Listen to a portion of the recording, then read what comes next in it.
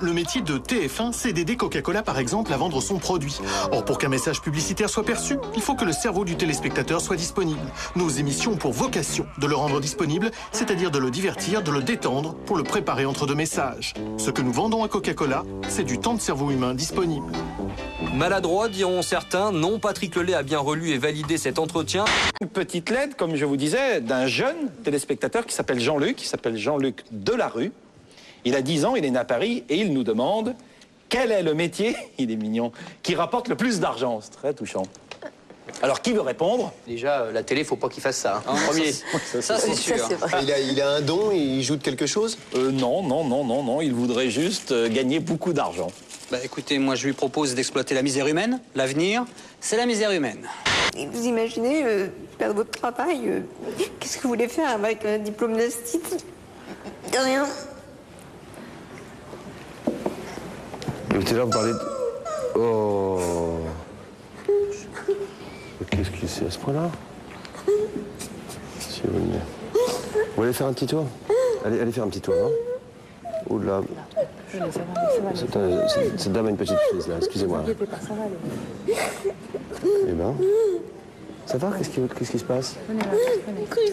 Une crise d'angoisse? Vous prenez des médicaments? Oui. Vous avez besoin de médicaments? Non mais j'en ai. Allez, venez, on est. Moi, je vais descendre. Là. Eh ben, quel malheur, quoi. Vous n'avez pas mieux à faire que de venir vous emmerder ici, non? Eh ben, mets-toi, mais casse-toi. Achète-toi une caméra et filme-toi, passe dans ta propre télé. Tu sais pas que je te vois, là, à travers mon petit trou, hein?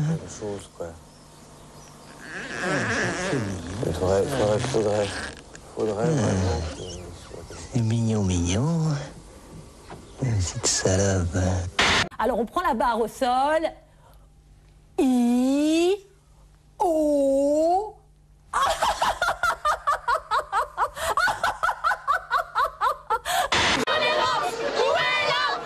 Les couleurs de la République largement présentes dans les cortèges, tout comme les cartes d'identité françaises. À quelques semaines du débat au Parlement sur l'interdiction des signes religieux à l'école, la classe politique était directement interpellée par les manifestations. Interdiction faite aussi aux syro-chaldéens d'arborer de grandes croix. Quant aux 6000 sikhs de France, ils devront renoncer au turban, à moins d'en choisir des transparents. Celui qui s'appellera Kamal ou Mohamed ou un truc comme ça, il va lui dire de retirer la barbe. Mais Jean-Paul et Jacques, il va garder sa barbe. Ça va faire ça, quoi. La coutume du voile pour les femmes n'est apparue que 3 générations après la mort du prophète, quand les musulmans ont commencé à imiter les chrétiens de Byzance et les zoroastriens de Perse.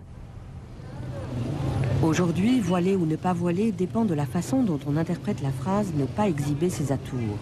Pour les libéraux, il s'agit de couvrir ses parties génitales. Pour d'autres, cela signifie couvrir ses cheveux. Quant aux intégristes, comme les wahhabites saoudiens, cela veut dire couvrir aussi le visage et les mains. Une loi parfois mal comprise par l'opinion arabe, où l'on a pu croire que le voile était totalement interdit, même en dehors de l'école. Ce week-end, en Syrie, Égypte, Jordanie, territoire palestinien, les manifestants, certes peu nombreux, criaient oui au voile.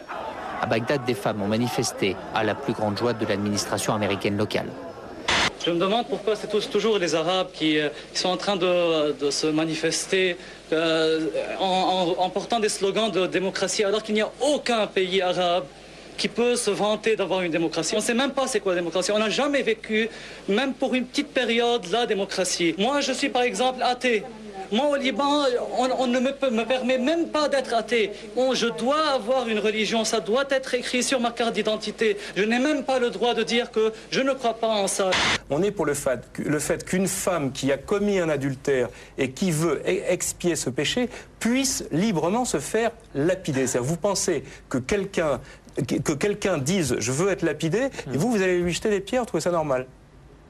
Moi, c'est pas moi qui lui jette les pierres, mais que si une personne fait cette requête, on n'a pas ça va de son choix, c'est de son libre choix. Ces images montrent une lapidation publique pour adultère.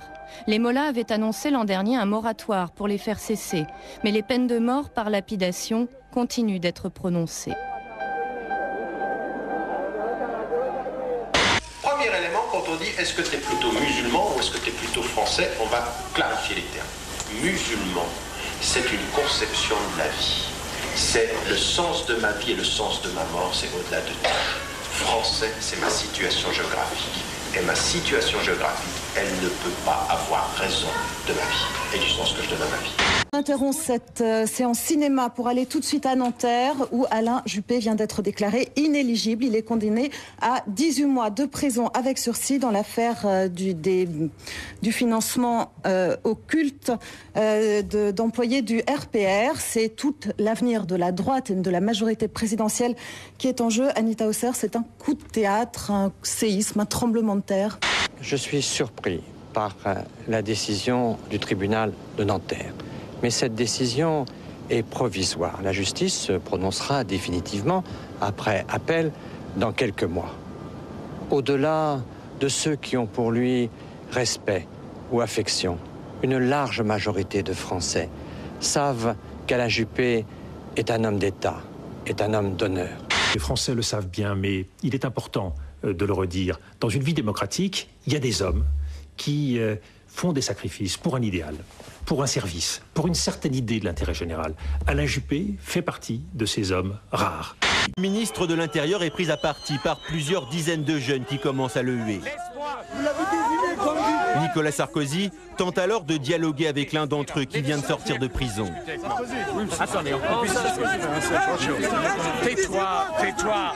Eh bien, si tu as fait 18 mois, c'est que tu le méritais.